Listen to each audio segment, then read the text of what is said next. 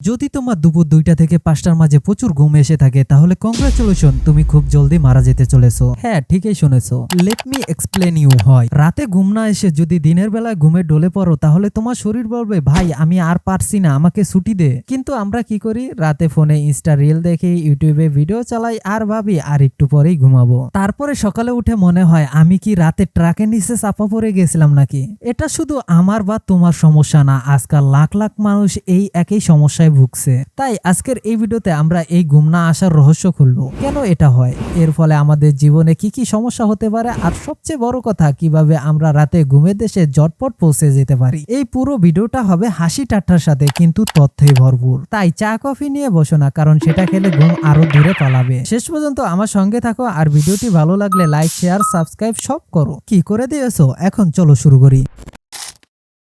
তো প্রথমে জানি কেন আমাদের রাতে ঘুম আসে না। এটা কোনো ভূতের কারসাজি না, যদিও মাঝে মাঝে মনে হয় রাতে কেউ এসে আমাদের ঘুম চুরি করে নিয়ে যায়। তাহলে আসল কারণ কি? এক নাম্বার আছে স্ট্রেস। ধরো তোমার বস বলেছে কাল সকালে রিপোর্ট চাই, আর তুমি সারা রাত বিছানায় শুয়ে শুয়ে ভাবছো আমি কি কাল চাকরি হারাবো, তাহলে তো আমার বউ আমাকে ছেড়ে চলে যাবে। এই চিন্তার ট্রেন ছাড়লে ঘুমের ট্রেন প্ল্যাটফর্মে আর আসতে পারে না। আমার এক বন্ধু আছে, ওর বস এতটাই স্ট্রিক্ট যে ও রাতের ঘুমানোর বদলে প্রজেক্টের স্লাইড গনে। আরেকবার ওর স্ট্রেসের অবস্থায় এমন হয়েছিল যে ওই বিছানায় শুয়ে শুয়ে ভাবছিল যে আমি বসের টেবিলে আগুন লাগিয়ে পালিয়ে যাব। 2 নম্বরে রয়েছে আমাদের প্রিয় মোবাইল। রাতে ঘুমানোর আগে আমরা ইনস্টা রিল দেখি, ফেসবুকে মিম শেয়ার করি, আর ইউটিউবে আরেকটি ভিডিও দেখি বলে 10টা ভিডিও দেখে ফেলি। এর ফলে ফোনের ব্লু লাইট আমাদের মস্তিষ্ককে বলে এখনো দিন জেগে থাকো। ফলে ঘুমের হরমোন মেলাটোনিন বেচারা এক কোনায় বসে কাঁদতে থাকে। গবেষণায় বলে যারা ঘুমের 2 ঘন্টা আগে মোবাইল ফোন ব্যবহার করে তাদের ঘুম আসতে 30% সময় বেশি লাগে। আমি একবার রাতে ফোন নিয়ে রিলস দেখছিলাম, হঠাৎ দেখি সকাল 4টা।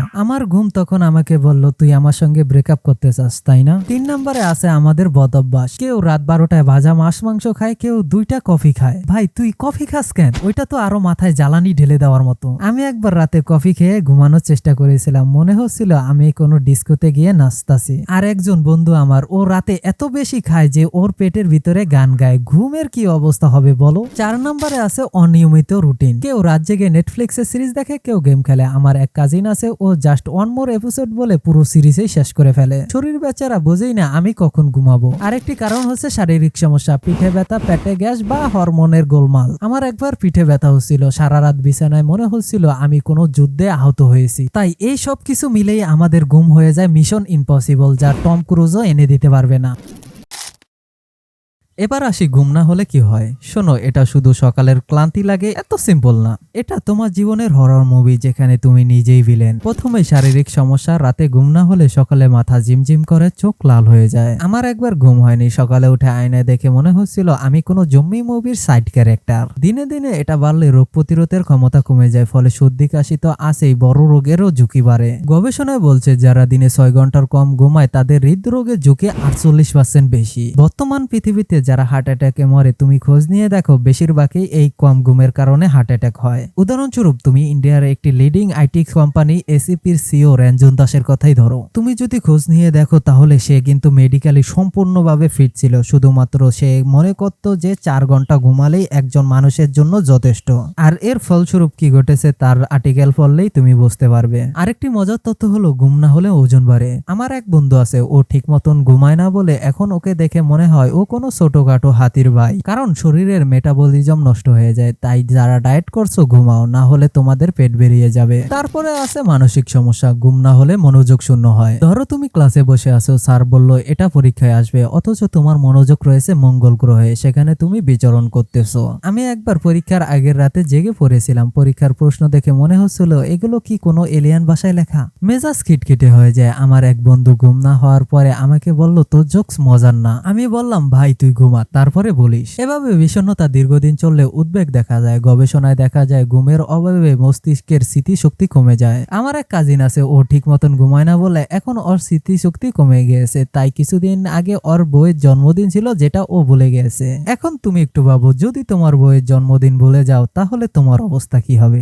তাই এখনো সময় আছে, বেশি ঘুমাও। এই ঘুম কম হলে দৈনন্দিন জীবনে প্রভাব আরো খারাপ হয়। অফিসে বসে ঘুমাও আর বস এসে বলে বালিশ এনে দেবো। আমার এক কলিগ আছে, আছে, ও ঘুমের অভাবে মিটিং এ ঘুমিয়ে পড়েছিল। এখন বোঝো বস ওর সাথে কি করবে। আমার এক বন্ধু আছে, ওর একদিন ঠিক মতন ঘুম না হওয়ায় ওই বাসার ফ্রিজ খুলে বলল আমার জুতা কই। তাই ঘুম না হলে জীবনটা হয়ে যায় একটি কমেডি শো, শুধু হাসি আসে না।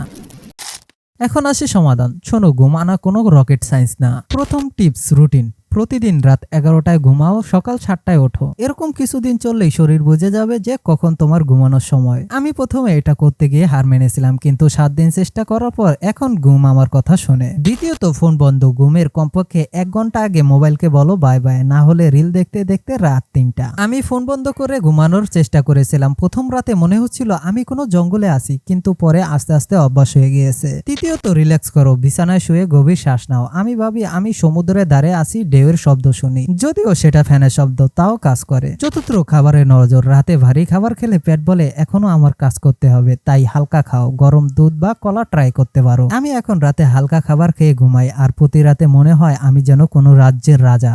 পঞ্চম, ঘর ঠিক করো। অন্ধকার, শান্ত, আরামদায়ক বিছানা। আমি একবার রাতে জানালা খুলে রেখেছিলাম, তখন আমাকে মশা এসে গান শুনিয়েছে। তাই তোমার পরিবেশ অনুযায়ী তোমার ঘরকে ঘুমের জন্য প্রস্তুত করো। আর শেষে, দিনে ব্যায়াম করো, হাঁটো, দৌড়াও। শরীর ক্লান্ত হলে ঘুম এমনিতেই আসবে। এই টিপস মানলেই ঘুম হবে তোমার বেস্ট ফ্রেন্ড। আর তুমি যদি আমাকে তোমার বেস্ট ফ্রেন্ড বানাতে চাও, তাহলে চ্যানেলটিকে সাবস্ক্রাইব করো। তো বন্ধুরা, ঘুম না হওয়া কোনো মজার ব্যাপার না। আজ থেকে এই টিপস ফলো করো, দেখবে জীবনটা কত সুন্দর। তোমার ঘুমের গল্প কমেন্টে জানাও। ভিডিওটি ভালো লাগলে লাইক, শেয়ার আর সাবস্ক্রাইব করো। ভালো থেকো, ভালো ঘুমাও। যেহেতু চ্যানেলটি একদমই নতুন, তাই আরো একবার বলছি, প্লিজ চ্যানেলটি সাবস্ক্রাইব করো।